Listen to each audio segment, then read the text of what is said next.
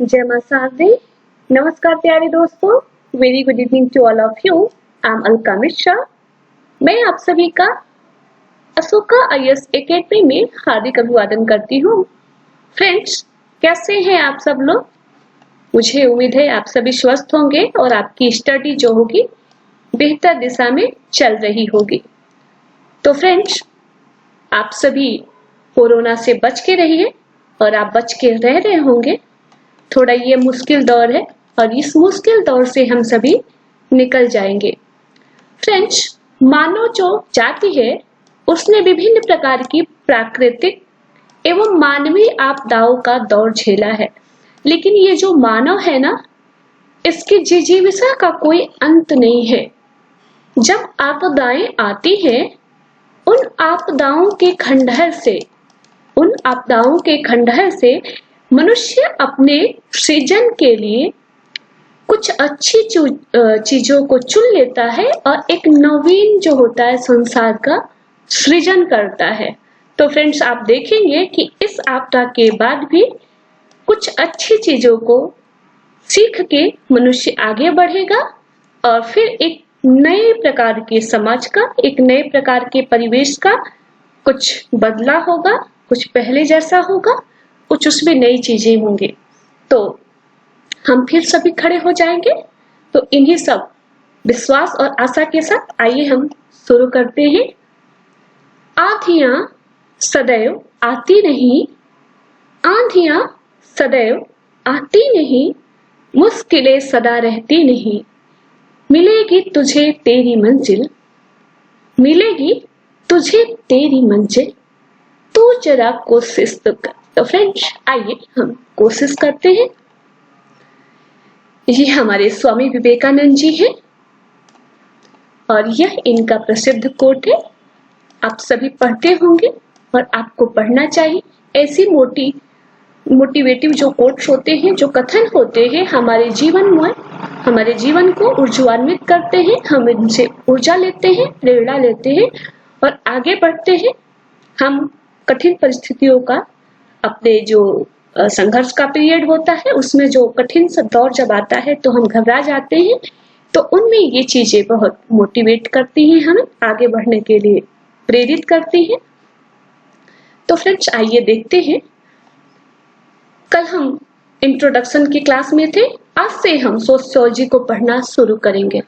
Friends, आज हम sociology की एक ओवरव्यू लेंगे, एक समझने का प्रयास करेंगे कि समाजशास्त्र कैसे क्या है, थोड़ा सा समझने का प्रयास करेंगे और आप इसे देखेंगे। आप सभी का समाजशास्त्र की दुनिया में हार्दिक स्वागत है। फ्रेंड्स, समाजशास्त्र के बारे में कुछ चीजें हैं जो हमें जान लेना चाहिए। समाजशास्त्र जो होता है समाज का क्रमबद्ध एवं व्यवस्थित अध्ययन करता है। ये तो आप सभी जानते ही होंगे। समाजशास्त्र समाज का, मानवीय व्यवहारों का वैज्ञानिक अध्ययन करता है।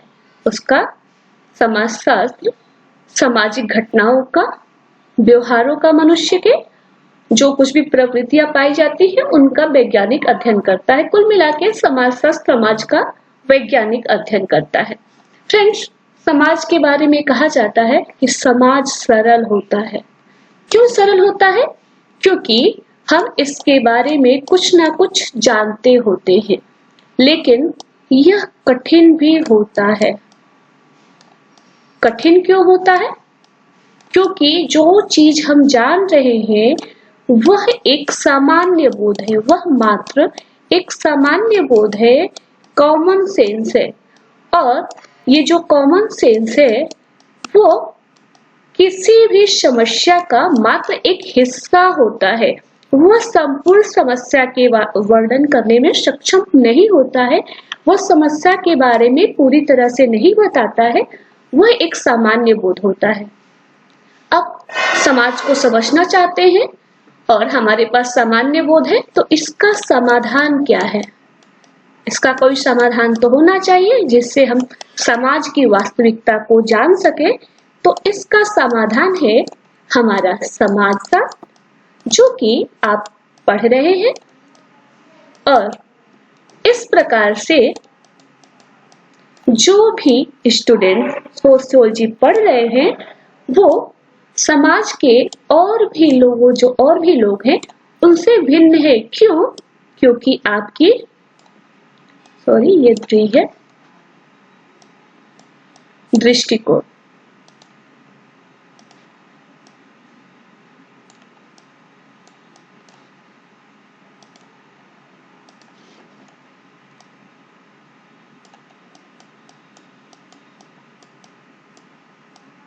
ये दृष्टिकोण हो गया, क्योंकि आपका दृष्टिकोण जो है ये समाजशास्त्रीय दृष्टिकोण है और समाजशास्त्रीय दृष्टिकोण से आप चीजों को अध्ययन करते हैं और समाज की वास्तविकता है, जो समाज की वास्तविकता है उसे जानने का प्रयास करते हैं, वास्तविकता को आप जानने का प्रयास करते हैं। तो इस प्रकार से समाज जो है जितना हम सोचते हैं उतना सरल है, लेकिन उसके अलावा वो कठिन है। कठिन क्यों है? क्योंकि जो हम जान रहे हैं वह किसी समस्या का मात्र एक हिस्सा होता है, वो उसका एक पार्ट होता है। तो हम कैसे उस समस्या को पूरी तरह से जान सकते हैं?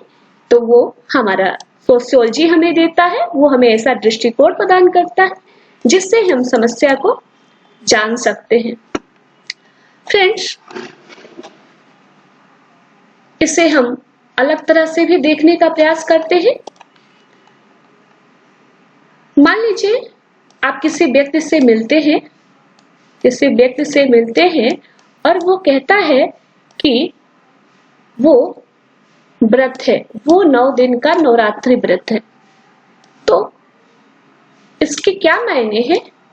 वो सत्य हो सकता है कि वो व्रत हो, यह भी तो हो सकता है कि वो भरपेट खाना खा के आया हो, और यह भी हो सकता है कि वह सचमुच कई दिनों से भूखा हो, किसी और कारण से भूखा हो और उस दौरान नवरात्रि चल रहा हो और उसने नवरात्रि का बात कह दिया। लेकिन आप इसकी सच्चाई का पता तब तक नहीं लगा पाएंगे जब तक आप इस व्यक्ति के बारे में जो वह कथन कह रहा है, क्या कह रहा है, सत्य कह रहा है, इसका पड़ताल न करें, इसकी जांच न कर ले, तब तक आप इस व्यक्ति की सच्चाई को नहीं समझ सकते हैं, सत्य नहीं मान सकते हैं। तो ये मनुष्य की प्रवृत्ति है कि वह उसके मस्तिष्क में क्या चल रहा है, वह क्या बोल रहा है, वो कितना सत्य है, यह आसानी से पता नहीं किया जा सकता है। इसीलिए तो फ्रेंड्स, जो हमारे सोशियोलॉजी ऑफ फादर है, फादर समाजशास्त्र के जनक अगस्त काम्टे, वो सोशियोलॉजी का जो लेवल देते हैं कॉम्प्लेक्सिटी में, वो 6th नंबर पे देते हैं। जब आप हायरार्की आप साइंसेस पढ़ेंगे, विज्ञानों का संस्करण जो अगस्त काम्टे ने दिया है, तो उसमें देखेंगे कि फर्स्ट पायदान पे वो मैथ को रखते हैं।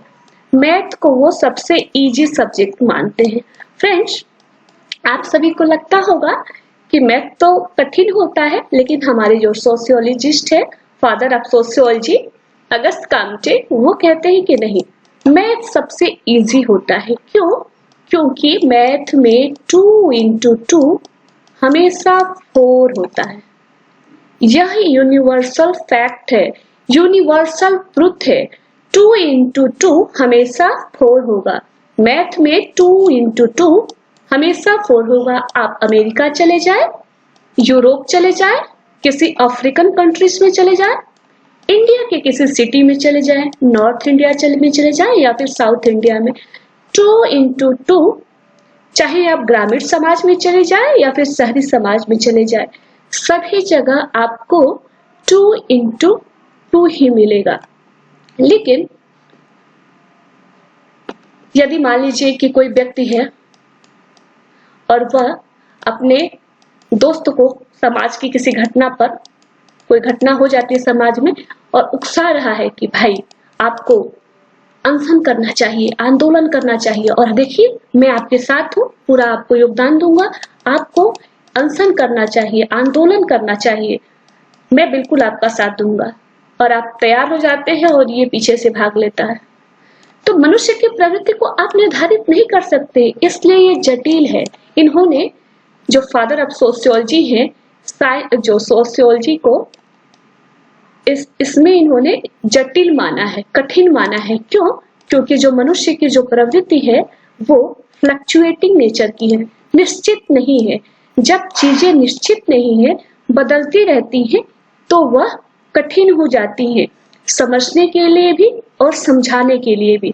तो फ्रेंड्स, सोशियोलॉजी उतना ही इजी है जितना कि आप सोच रहे हैं। समाज हमारा उतना ही सरल है जितना कि हम सोच रहे हैं, जितना कि हम जानते हैं। उसी प्रकार से यह उतना ही कठिन भी है, क्योंकि हम इसको एक निश्चित धारा में बांध नहीं सकते हैं, एक निश्चित फ्रेम में समझ नहीं सकते हैं। लेकिन फ्रेंड्स, एक धारणा भी बनती है, सोशियोलॉजी में एक धारणा भी बनती है। और उसका निर्माण कैसे होता है? जब हम सोशियोलॉजी को एज ए साइंस उसके मेथड को पढ़ते हैं। बहुत सारे मेथड जब आप पढ़ेंगे तो आपको बहुत सारे मेथड्स मिलेंगे सोशियोलॉजी को पढ़ने के लिए, ताकि आप समाज को और जान सके, अच्छे से उसका स्टडी कर सके। तो फ्रेंड्स, ये था एक ओवरव्यू सोसाइटी एंड सोशियोलॉजी के बारे में, कि सोसाइटी हमारी कॉम्प्लेक्स होती है। जब सोसाइटी कॉम्प्लेक्स है, कठिन है, जटिल है, तो सोशियोलॉजी भी जटिल होगा, क्योंकि वह मनुष्य की प्रवृत्तियों का ही तो अध्ययन करता है।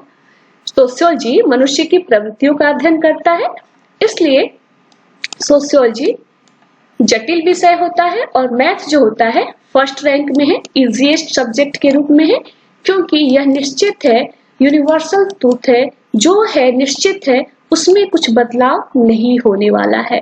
तो फ्रेंड्स, ये था ओवरव्यू। आइए हम सिलेबस को देखते हैं। फ्रेंड्स, ये हमारा फर्स्ट पेपर है, सामान्य समाजशास्त्र पार्ट ए। ये फर्स्ट टॉपिक है, इसे हम 4 सब टॉपिक में डिवाइड करेंगे। फर्स्ट सब टॉपिक में हम सामाजिक घटनाओं का अध्ययन एवं समाजशास्त्र के मूलभूत आधार, समाजशास्त्र का उद्भव, इसकी प्रकृति एवं अध्ययन क्षेत्र को देखेंगे। नेक्स्ट में हम इसकी मेथोडोलॉजी को देखेंगे, अध्ययन विधि को देखेंगे। फिर हम निदर्शन एवं प्रकार और शोध प्रारूप को देखेंगे। उसके बाद तथ्य संकलन की विधियों को देखेंगे। फ्रेंड्स, जो ये हमारा ये फर्स्ट टॉपिक है, यह वेरी वेरी इंपॉर्टेंट है। इसे आपको वेरी वेरी इंपॉर्टेंट में मार्क्स कर लेना चाहिए। इसको मार्क जो है आपको वेरी वेरी इंपॉर्टेंट के रूप में मार्क करके रख लेना चाहिए, क्योंकि प्रत्येक परीक्षा में यहाँ से क्वेश्चन पूछा जाता है। लेकिन एक अच्छी बात यह है कि चीजें बिल्कुल निश्चित है, यहाँ पे कुछ बदलाव के साथ चीजें वही पूछी जाती हैं। आप प्रीवियस क्वेश्चन पेपर देखेंगे तो आप पाएंगे कि लगभग चीजें सेम पैटर्न में आती हैं और बहुत सारी चीजें तो रिपीटेड होती हैं। हालांकि कुछ नई चीजें भी आती हैं, तो हमें सब चीज के लिए तैयार रहना होगा और हम सब चीजों को देखेंगे। तो फ्रेंड्स, आइए शुरू करते हैं। आज हम नीड ऑफ सोशियोलॉजी को देखेंगे। फ्रेंड्स, हम किसी चीज को जानने के पहले कि वह क्या है, हमें जानना चाहिए कि वह क्यों है। जब हम जान लेते हैं कि कोई चीज क्यों है, तो हमें उसकी प्रवृत्ति के बारे में पता चल जाता है, उसके बैकग्राउंड के बारे में पता चल जाता है। और जब हमें यह पता चल जाता है, तो वह क्या है वो हमारे लिए जानना आसान हो जाता है। तो फ्रेंड्स, आइए देखते हैं कि समाजशास्त्र की उत्पत्ति की क्या आवश्यकता थी। हमारे पास ऑलरेडी फ्रेंड्स, साइंस को 2 भागों में जानते हैं, natural science and social science, यानी प्राकृतिक विज्ञान और सामाजिक विज्ञान। तो हमारे पास नेचुरल साइंस ऑलरेडी था, इसमें बहुत सारे डिसिप्लिन ऑलरेडी हैं। सोशल साइंस में भी ऑलरेडी है, आप देखेंगे एंथ्रोपोलॉजी है, हिस्ट्री है, ज्योग्राफी है, तो ये पॉलिटिकल साइंस है, तो ये सब ऑलरेडी है। तो ऐसी क्या जरूरत है कि समाजशास्त्र एक नया विज्ञान के रूप में लाया गया, क्योंकि चाहे वह नेचुरल साइंस हो या फिर सोशल साइंस हो, कहीं ना कहीं वह समाज की चीजों का ही तो अध्ययन कर रहा था। ठीक है, हम मानते हैं कि नेचुरल साइंस भौतिक घटनाओं का अध्ययन कर रहा था, लेकिन सोशल साइंस तो समाज की घटनाओं का अध्ययन कर ही रहा था। तो फिर ऐसे क्या जरूरत पड़ी, क्यों समाजशास्त्र को लाया गया? तो फ्रेंड्स, ये अरस्तु जी हैं, कहते हैं अरस्तु एक बौद्धिक विचारक है, यूरोप के महान बौद्धिक विचारक। मनुष्य एक सामाजिक प्राणी है, और जब सामाजिक प्राणी है तो उसकी कुछ जिज्ञासा होती है। इस नाते मनुष्य की कुछ जिज्ञासा होती है, तो कुछ जिज्ञासा रही होगी मनुष्य की, जिसके कारण वो समाजशास्त्र की आवश्यकता को महसूस किया होगा, या फिर उसके पास कोई समस्या रही होगी, या फिर कोई समस्या रही होगी। समस्या कैसे रही होगी? कोई नवीन समस्या जो पुराने समाधान के आधार पे सॉल्व नहीं हो पा रही होगी। जो हमारा पुराना तरीका होगा, उस पुराने तरीके से वह समस्या समाधान नहीं हो पा रही होगी। तो इस नवीन समस्या के समाधान के लिए और मनुष्य के या फिर मनुष्य की जिज्ञासा की तृप्ति के लिए ये नवीन जो विज्ञान है उसका उत्पन्न हुआ होगा। फ्रेंड्स, कहा भी गया है ना कि आवश्यकता आविष्कार की जननी होती है। तो आइए हम आवश्यकताओं को देखते हैं कि क्या वो आवश्यकताएं थी जिनने समाजशास्त्र की उत्पत्ति में योगदान दिया। क्या वो आवश्यकताएं हैं, हम उन्हें देखते हैं। Need of sociology, thinking about social life. Friends, जो मनुष्य है वो आदिम काल से ही, प्रारंभ से ही अपने समाज के बारे में सोचता है, और सोचता है जो घटनाएं उसके साथ होती हैं उनसे सीखता है और उनसे सिद्धांत का निर्माण करता है। आरंभ से ही फ्रेंड्स, मनुष्य ने कोई घटना देखा कि कोई घटना हुई, उससे वह सीखता है। दोबारा कोई घटना वैसी ही घटती है, वह उनके तत्वों को सीखता है, उन्हें देखता है, और इसी प्रकार से अपने अनुभव को वह जोड़ता जाता है, और इस प्रकार से वह एक सिद्धांत का निर्माण करता है कि इन इन परिस्थितियों में ऐसा ऐसा होता है। तो यह मनुष्य की प्रवृत्ति है, यह मनुष्य की प्रकृति है, और वह समाज के बारे में हमेशा से सोचता आया है। फ्रेंड्स, आपने जब देखा कि 1838 में, आपने देखा होगा 1838 से सोशियोलॉजी हमारे बीच आता है, तो क्या उसके पहले समाज का अध्ययन नहीं किया गया होगा? बिल्कुल किया गया होगा, लेकिन उसके स्वरूप क्या रहे होंगे, उसमें क्या कारण थे कि कुछ बदलाव किए गए और समाजशास्त्र के रूप में आया। हम इस चीज को देख रहे हैं यहाँ पे। तो हम देख रहे हैं कि प्रारंभ से ही मनुष्य अपने समाज के बारे में सोचता है, तभी तो वह समाज के विकास के लिए अपने कार्य करता है। फ्रेंड्स, यही से वह सिद्धांतों का निर्माण करता है और अपने साथ सिद्धांतों को जोड़ने लगता है। लेकिन कुछ लिमिटेशन है मनुष्य की। आज हम अध्ययन कर रहे हैं, आज हम जब हैं, तो भविष्य कभी अतीत में क्या हुआ होगा हम नहीं जान पाएंगे, या तो उसका कोई आधार हो, जैसे कि हिस्टोरियन करते हैं, पुरातत्व वैज्ञानिक करते हैं, और इस प्रकार से पुरानी घटनाओं का अध्ययन करने वाले लोग करते हैं, अतीत की घटनाओं का अध्ययन करने वाले। लेकिन सामान्य रूप से किसी व्यक्ति को अतीत में जाना संभव नहीं है। यदि कोई साहित्यिक चीज है तो उसके भी कई अर्थ होते हैं। साहित्यिक कोई तत्व मिलता है, उसका अध्ययन करते हैं, तो हम आज की परिस्थिति में देख रहे हैं ना, उस परिस्थिति में क्या है उसका एग्जैक्ट अनुमान तो कोई नहीं लगा सकता है। तो ये तो इसकी लिमिटेशन है, और जो कुछ भी जानकारी मिलती है वो भी बहुत प्रासंगिक भी नहीं होती है। इसके अलावा उस समय जो पहले समाजशास्त्र के पहले जो सामाजिक घटनाओं का परिप्रेक्ष्य सामाजिक नहीं था, सामाजिक परिप्रेक्ष्य नहीं था, क्योंकि सामाजिक समस्याएं नहीं थी। सामाजिक परिप्रेक्ष्य तो तब उत्पन्न हुआ जब सामाजिक समस्याएं उत्पन्न हुई। मनुष्य ने डेवलपमेंट किया, विकास किया, अपनी सभ्यता की उन्नति की, चीजों को नए नए प्रकार के आर्थिक एवं अपने जो राजनीतिक जीवन में सामाजिक जीवन है उसमें उन्होंने नई नई गतिविधियों को जोड़ा, जिसने नई नई समस्याओं को जन्म दिया। तो वहां से सामाजिक परिप्रेक्ष्य था, उसके पहले सामाजिक परिप्रेक्ष्य था ही नहीं, तो फिर उसके अध्ययन की आवश्यकता पहले नहीं थी। तो इस प्रकार से यह 1838 यानी 18वीं शताब्दी के आसपास इसकी जरूरत महसूस की गई होगी। फ्रेंड्स, एक और कारण हो सकता है प्रायोरिटी यानी प्राथमिकता देना। पहले मनुष्य जो होगा वो नेचुरल साइंस के जो डिसिप्लिन है उसका विकास किया, क्योंकि वो पहले उन घटनाओं का अध्ययन कर रहा था जो उसे दिखाई दे रही थी, जो उसके जीवन पर प्रत्यक्ष प्रभाव डाल रही थी।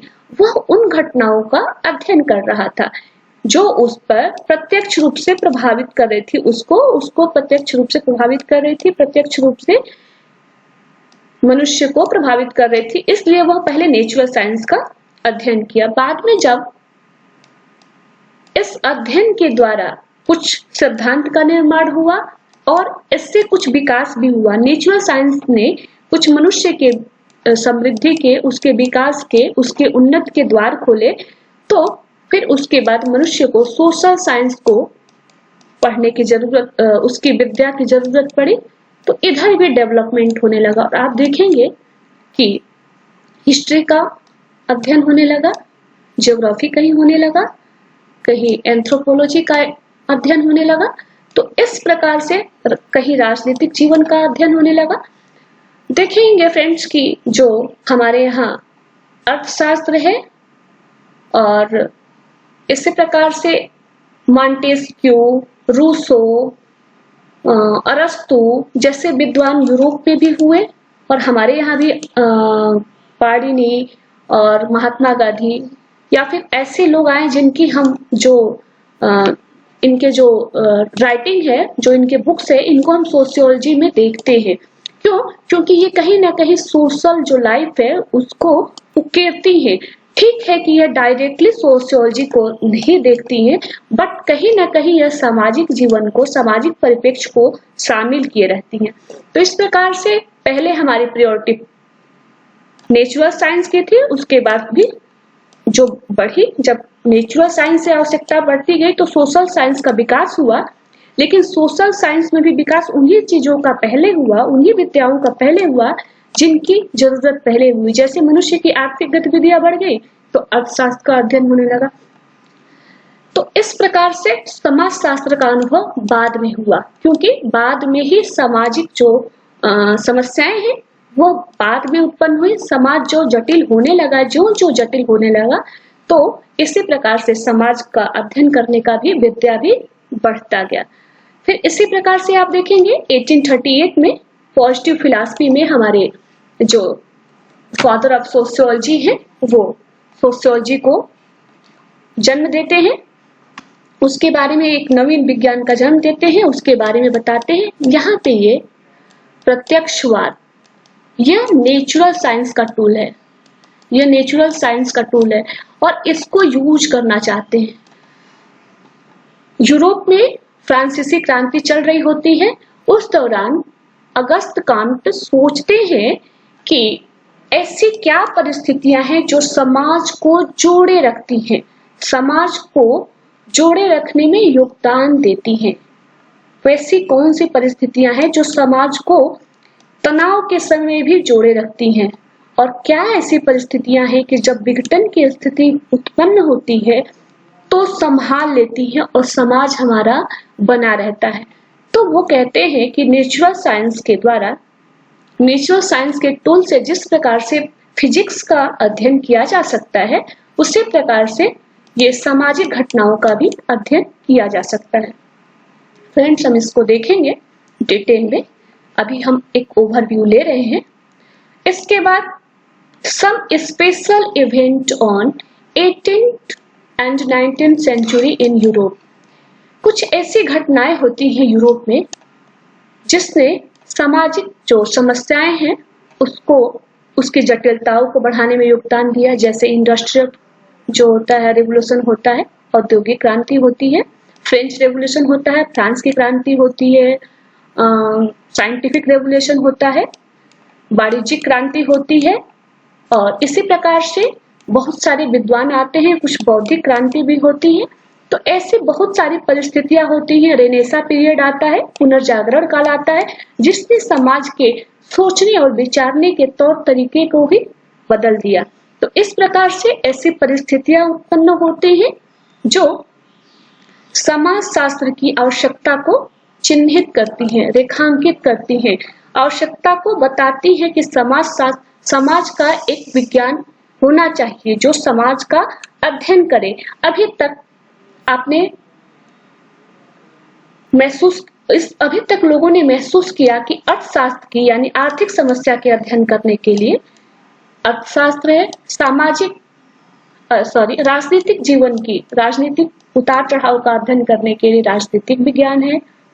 इसी प्रकार से भौगोलिक घटनाओं को देखने के लिए, समझने के लिए भूगोल है। लेकिन समाज की जो समाज शास्त्रीय घटनाएं हैं, लोगों की व्यक्तिगत घटनाएं हैं, उनके जीवन से पारिवारिक समस्याएं हैं, उनके लिए कोई ऐसा विज्ञान नहीं है कि जो क्यों परिवार में विघटन हो रहा है, परिवार में कैसे परिवर्तन आ रहे हैं, कैसे परिवार बने रहते हैं, उनमें क्या परिवर्तन हो रहा है, किस प्रकार की समस्याओं को वो झेल रहे हैं और कैसे उनका समाधान किया जा सकता है।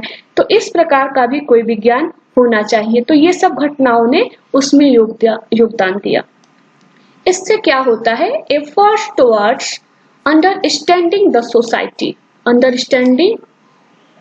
सोसाइटी, यानी कुछ ऐसे बौद्धिक जन आते हैं जो समाज को समझने का प्रयास करते हैं और समाज को समझने के इसी प्रयास में वो समाज शास्त्र की उत्पत्ति में योगदान देते हैं और समाज शास्त्र को विकसित करने में योगदान देते हैं। तो फ्रेंड्स, यह था नीड ऑफ सोशियोलॉजी।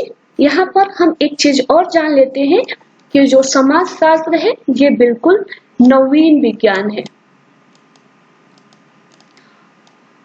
इसको नवीन विज्ञान या फिर आधुनिक विज्ञान भी कहा जाता है। आधुनिक विज्ञान कहा जाता है, नवीन विज्ञान या फिर आधुनिक विज्ञान भी इसे कहा जाता है।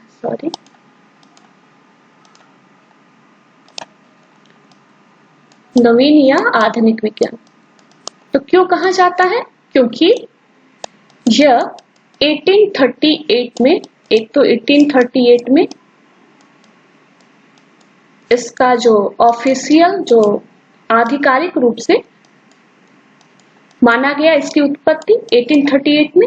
और हम इमरजेंस में इस चीज को और डिटेल में देखेंगे, इमरजेंस ऑफ सोशियोलॉजी में, कि यह नवीन विज्ञान कैसे है और आधुनिक विज्ञान, नवीन विज्ञान ये कैसे है और किस प्रकार से किन विद्वानों ने समाज शास्त्र के विकास में योगदान दिया और किस प्रकार से समाज शास्त्र का विकास हुआ और आज हम सभी उसका अध्ययन कर रहे हैं। तो friends, I hope need of sociology आपको समझ में आ गई होगी कि यह थिंकिंग अबाउट सोशल लाइफ, यानी मनुष्य प्रारंभ से ही सामाजिक जीवन के बारे में सोचता है और उससे प्राप्त अनुभव के आधार पर सिद्धांत का निर्माण करता है। लेकिन उसके कुछ लिमिटेशन थे और उन्हीं लिमिटेशन के आधार पर मनुष्य ने अपनी प्रायोरिटी फिक्स किया और पहले उसने नेचुरल साइंस और बाद में सोशल साइंस का जो है स्टडी करना शुरू किया। और इसी सोशल साइंस के स्टडी के क्रम में आते हैं अगस्त काम्टे, और ये पॉजिटिव फिलॉसफी नामक अपने ग्रंथ में एक नवीन जो नया सब्जेक्ट है सोशियोलॉजी, उसको वो उसकी रूपरेखा प्रस्तुत करते हैं, उसका जन्म देते हैं और समाज को एक नवीन विज्ञान देते हैं। और ऐसी कुछ घटनाएं हैं यूरोप में घटती हैं, उथल पुथल ऐसा मचता है जिसने समाज को समाज में व्यापक परिवर्तन लाए और नई प्रकार की सामाजिक समस्याओं को जन्म दिया, जिसके कारण समाज शास्त्र की आवश्यकता अनुभव हुई। और इसी क्रम में कुछ बौद्धिक जनों ने भी प्रयास किया और समाज शास्त्र की उत्पत्ति हुई। तो फ्रेंड्स, ये है नीड ऑफ सोशियोलॉजी। मुझे आशा है कि आप सभी को नीड ऑफ सोशियोलॉजी समझ में आ गया होगा। आप इसे नोट कर सकते हैं आपको जो चीजें ऐसा लगती है कि आपको नोट करना चाहिए, आप इसमें नोट कर सकते हैं। कल से हम इमर्जेंस ऑफ सोशियोलॉजी को जब पढ़ेंगे तो हम बेहतर तरीके से चीजों को नोट करते जाएंगे। मैं बकायदे आपको बोलूंगी कि आप इसे नोट्स बनाते जाइए, बोलते जाओगे और आप नोट्स करिएगा, हम चीजों को समझते जाएंगे। आज हम लोगों का फर्स्ट डे है, तो एक ओवरव्यू देने का प्रयास किया है, थोड़ा सोशियोलॉजी को समझने का प्रयास किया है। फ्रेंड्स, मेरा मानना है कि चीजों को, बेसिक्स को जो होता है थोड़ा समय ज्यादा देना चाहिए। जैसे ABCD है, वो बेसिक होती है। जब इसे आप बेटर तरीके से जान जाते हैं तो इसके एप्लीकेशन को भी आप जान जाएंगे। थोड़ा सा इसमें समय लगता है। यदि कहीं कोई समस्या आपको समझ में आ रही होगी तो घबराने की कोई बात नहीं है। शुरू में थोड़ी दिक्कत होती है, लेकिन जो जो हम समझते जाएंगे हमारी परिपक्वता बढ़ती जाएगी, हमारी समझ बढ़ती जाएगी, हमारी सोच के जो दायरे होंगे वो व्यापक होते जाएंगे और हम चीजों को आसानी से लेते जाएंगे। तो फ्रेंड्स, कल से हम इमर्जेंस ऑफ सोशियोलॉजी को पढ़ेंगे। आप सभी क्लास में आए, आपने क्लास को बड़े धैर्यपूर्वक देखा। मुझे उम्मीद है कि आपको क्लास अच्छी लगी होगी। आप चाहें तो एक क्वेश्चन नोट कर सकते हैं। फ्रेंड्स, अभ्यास से ही मनुष्य परिपक्व बनता है और अभ्यास जरूर करते रहना चाहिए। और मेंस तो वैसे भी राइटिंग का ही है। जब तक आप राइटिंग अच्छी नहीं करेंगे तो ज्ञान कितना भी हो वह कोई आपको गेन नहीं दिला सकता है। लेकिन यदि आप लिखने का अभ्यास जारी रखते हैं और कम चीजों को भी जानते हैं तो भी आप एक अच्छा गेन ले सकते हैं और अपनी सफलता जो है सुनिश्चित कर सकते हैं। तो इसलिए जब भी कुछ आप पढ़ें तो निश्चित तौर पे उसके बारे में कुछ ना कुछ अपने इनपुट उसमें जोड़ते जाएं। फ्रेंड्स, जब हम चीजों को सुनते हैं, देखते हैं तो एक स्मृति की रेखा बनती है हमारे मस्तिष्क में, लेकिन धीरे धीरे समय के साथ वह धुंधली होती जाती है, धीरे धीरे वह मिट जाती है और हम चीजों को भूल जाते हैं। लेकिन यदि हम अपना इनपुट उसमें शामिल कर लेते हैं तो वो गाढ़ी रेखा बन जाती है और हमारे मस्तिष्क में स्थायी निवास बना लेता है। तो फ्रेंड्स, आप अभ्यास करिएगा, क्वेश्चन नोट कर सकते हैं। समाज शास्त्र की आवश्यकता पर टिप्पणी लिखिए। समाज शास्त्र की उत्पत्ति की आवश्यकता पर टिप्पणी लिखिए, ऐसा क्वेश्चन बना सकते हैं। कुछ अलग आपने क्या सीखा यह भी लिख सकते हैं, लेकिन आपको कुछ ना कुछ जरूर लिखना चाहिए। और यदि आप नहीं लिख पाते हैं तो भी कोई बात नहीं, आज फर्स्ट डे है, लेकिन अपनी तरफ से कोशिश जरूर करिएगा। चाहे आप 2 शब्द ही लिख सके, लिखिएगा जरूर। और आज अपनी डायरी एक बना लीजिए, उसमें आज का डेट नोट कर लीजिए। जो भी आज का डेट है, आज 27 मई है, आज आप नोट कर लीजिए कि आज 27 मई है और मैंने 2 शब्द ये लिखा। आप निश्चित तौर पे पाएंगे जब आप 28 और 29 को जाएंगे तो आपके शब्द बढ़े रहेंगे और 1 महीने बाद आप अपने आप को कहीं और पाएंगे। तो ये मेरा विश्वास है और आप भी इस पर विश्वास करिए, क्योंकि अभ्यास से ही दृढ़ता आती है, परिपक्वता आती है। तो फ्रेंड्स, मुझे उम्मीद है कि आपको अच्छी लगी होगी क्लास। अगर कोई समस्या है तो जरूर बताइएगा। कहीं आपको लगता है कि चीजें आपको नहीं समझ में आ रही है या फिर कोई बदलाव की जरूरत है तो आप निश्चित तौर पे मुझे बताइएगा। क्योंकि हम आपको पढ़ाने के लिए, आपको समझाने के लिए ही बता रहे हैं, तो चीजें आपको समझ में आनी चाहिए। आपको समझ में आएगी, मुझे ऐसा उम्मीद है। आप सभी सफल होंगे। ये हमारे महात्मा गांधी जी का कोट है और very respected person, father of nation, ये कहते हैं, by education I mean an all around drawing of the best in child and man in body, mind and spirit. तो फ्रेंड, इसे महसूस करिएगा।